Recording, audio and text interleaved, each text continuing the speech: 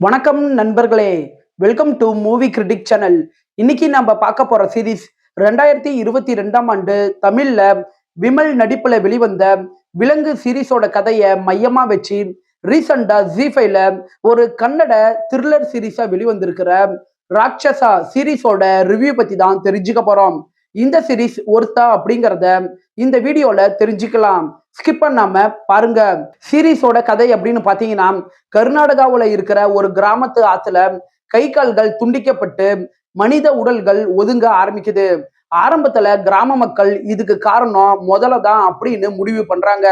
ஆனா போலீஸ் ஆபீசரா இருக்கிற ஹீரோ விஜய் ராகவேந்திரா இந்த கேஸ டீப்பா விசாரிக்கும் போதுதான் தெரிய வருது, இதுக்கு காரணம் முதல்ல கிடையாது, மனிதன் தான் அப்படின்னு.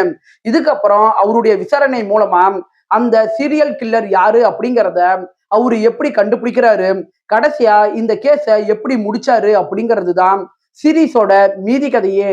சீரீஸோட பாசிட்டிவ்னு பாத்தீங்கன்னா, இந்த சீரீஸ்ல ஹென்மப்பா கதாபாத்திரத்துல விஜய் ராகவேந்திரா தான் நடிச்சிருக்கிறாரு. அவருடைய பாடி லாங்குவேஜ் ஆகட்டும், இன்வெஸ்டிகேஷன் காட்சிகள் சம்பந்தப்பட்ட இடங்கள்ல அவரு பண்ற ஃபேஸ் ரியாக்ஷன் ஆகட்டும், இதெல்லாம் சீரீஸுக்கு பெரிய பலமாவே இருக்குது.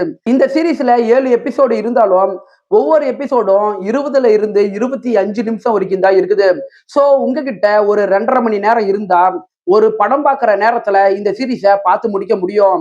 இந்த சீரீஸ்ல கை கால்கள் துண்டிக்கப்பட்ட நிலையில இருக்கிற மர்மம், முதலை சம்பந்தப்பட்ட காட்சிகள், ஹீரோ இன்வெஸ்டிகேஷன் சம்பந்தப்பட்ட காட்சிகள் அப்படின்ட்டுன்னு ஒரு கிரைம் த்ரில்லருக்கான அட்மாஸ்பியரை இந்த சீரீஸ் நல்லாவே பில்டு பண்ணுது. இந்த சீரீஸ்ல கிராமற்று ஆற்றங்கரை சம்பந்தப்பட்ட காட்சிகளாகட்டும், போலீஸ் ஸ்டேஷனுக்குள்ள நடக்கிற காட்சிகளாகட்டும், இந்த இடங்கள்ல ஒளிப்பதிவு ரொம்ப நல்லாவே இருக்குது.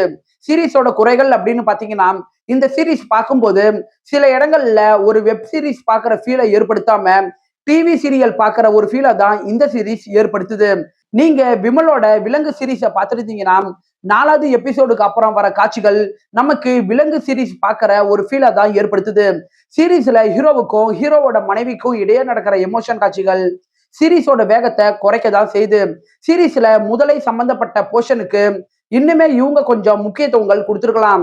நீங்க இந்த சீரீஸோட திரைக்கதைய விலங்கு சீரீஸோட திரைக்கதையோட கம்பேர் பண்ணி பார்க்கும்போது இந்த சீரீஸோட திரைக்கதை டவுனா இருக்கிறத உங்களால ஃபீல் பண்ண முடியும்.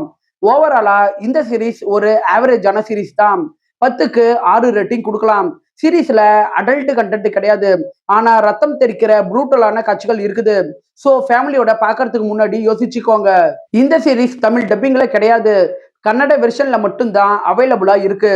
என்னுடைய ரிவ்யூ உங்களுக்கு பிடிச்சதுன்னா மறக்காம லைக் பண்ணி சப்ஸ்கிரைப் பண்ணுங்க. நான் அடுத்து போடக்கூடிய வீடியோஸ் மற்றும் ஷார்ட்ஸ் உங்களுக்கு உடனே வரும். உங்களுடைய கருத்துக்களை கமெண்ட்ல பதிவிட மறந்துடாதீங்க.